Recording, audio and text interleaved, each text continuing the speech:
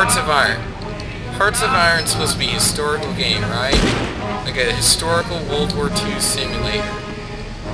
And they don't have a single Nazi flag. Like, what the hell, dude? Okay, I don't think Germany is running around with black, red, and white striped flag. Okay, they're running around with a swastika. I know it's just a little thing, but it annoys me. Like, oh my god, if we show the swastika, people's eyes will literally just, like, implode and they'll die from it. Okay, people can't handle the fact that a swastika was a Nazi flag. They don't need to be playing a World War II simulator. They need to be playing something else. I mean, it annoys me. It's one of my pet peeves about... Like, from my study of history, I truly believe the communists are far more evil than the Nazis. Doesn't mean the Nazis are good guys, it just means I get annoyed about the communists always get free packs. Like, how come we don't talk about how evil Soviet Russia was? I mean, they were far more cruel than the Nazis. Treated our men like shit.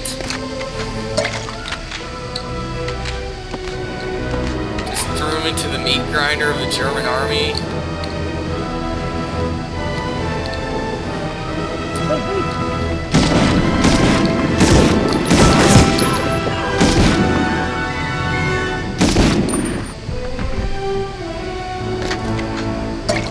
But then people don't freak out when they see the sickle and star, or whatever.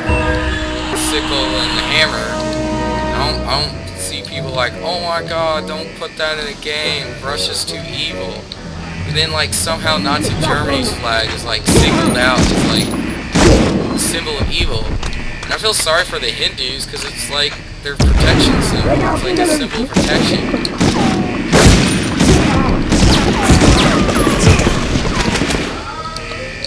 It's not even, like, originally Nazi Germany's symbol. It's...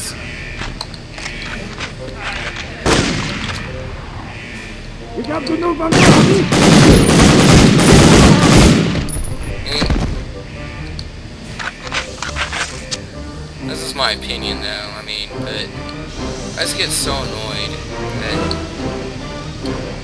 Attention, American Commando! I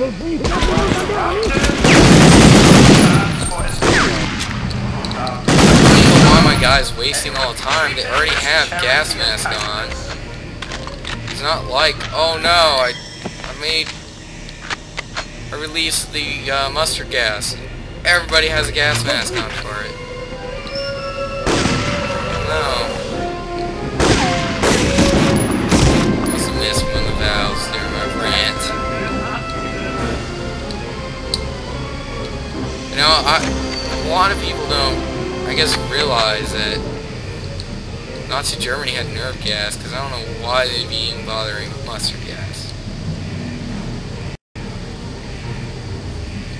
In fact, I think during the war of America and Germany had the largest stockpiles. Okay, I gotta find valve 2, wherever it may be. I got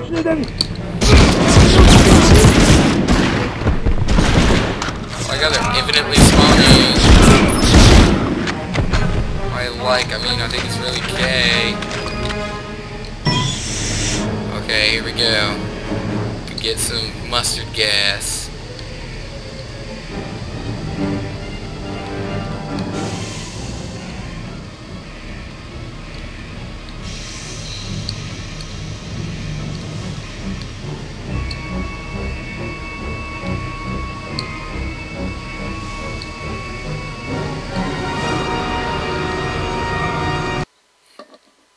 Woo, keep it up, soldier.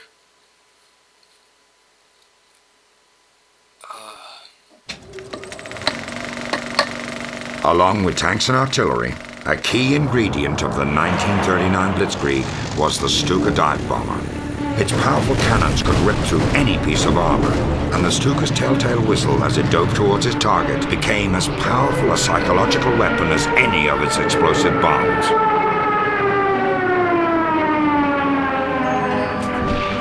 Goering and Hitler's success with the Stuka, however, would be short-lived. The Allied air forces would soon gain superiority of the skies. It's because Stuka isn't meant to fight Air Force. It's purely a air-to-ground weapon. It's like saying the American A-10s are wiped out by... Oh, I'm trying to think of a good MiG. I can't really think of any of them because they're all pretty much shitty anyways. Russia may make good tanks, but they do not make good aircraft, in my opinion. M1 Grand's my favorite weapon. Woo! I'm a discount barber. I like how the game acts like, oh yeah, the Allies were able to overcome the Stuka airplanes. It's like, well, really? Sure. I mean, they were already wiped out by this point. It's like ancient history.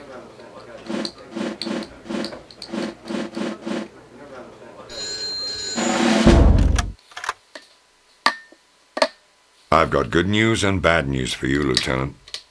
The good news is that your security clearance has been elevated. The bad news is that we're sending you to Norway in the middle of winter. Oh, I know what This all has to do with Germany's attempt to build something called an atomic bomb. I'm no scientist, but if I understand the specs correctly, this weapon could instantly turn the tide of war in Germany's favor. From almost the first day they occupied Norway, the Germans took control of the Norsk hydro plant near the town of Rjukan in the Telemark region.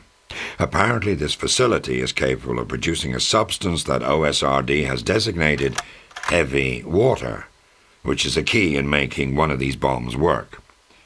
There have been some daring raids throughout the war on this plant, but apparently it has never been completely knocked out of commission. Last week, the Norwegian resistance reported that it was back up and running at full capacity. Your transport leaves at 0700 tomorrow. Arctic gear is waiting for you on board. Good luck, and try to stay warm. This is actually the first real mission. This is actually real. This actually did happen. Like, most of the stuff's complete BS. It's just like, kind of like Hellboy, World War II missions, like, stuff, as far as I'm aware of, never happened, but the Norwegian resistance helped a lot in hampering their production of the atomic bomb. The Roaring Pinstocks, 01 February 1945. So the war is almost over at this point. I'm glad to see you're finally out of the hospital. My father never fully recovered from the gassing the Germans gave him in 1917. I imagine your throat will be sore for yet a few more months. Well, from one terror weapon to another, mustard gas to atomic bombs. What will the Germans think of next? Now on to Rjukan. Before you can make it into the research part of the facility located inside the main building of the Norsk hydro plant, you'll have to fight your way through the outer Pinstocks. This area is still dedicated to generating good old-fashioned non-atomic hydroelectricity. Your objective is to turn it all off. First, gain access to the Pinstocks by shutting down the flow of water in the huge central pipeline. You then need to be able to traverse it from the inside. Then start placing demo charges on all the power relay stations. 6 in all. Finally, shut down the main power grid, which should throw their whole operation into disarray. Hint, my comrades in the Norwegian resistance suggest using the maintenance vents to get around. So we should be interesting.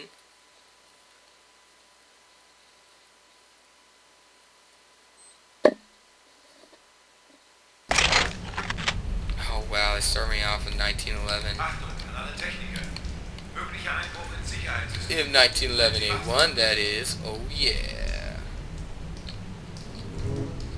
That's what I wanted last time, so the silenced Walter PPK finally gave me what I wanted.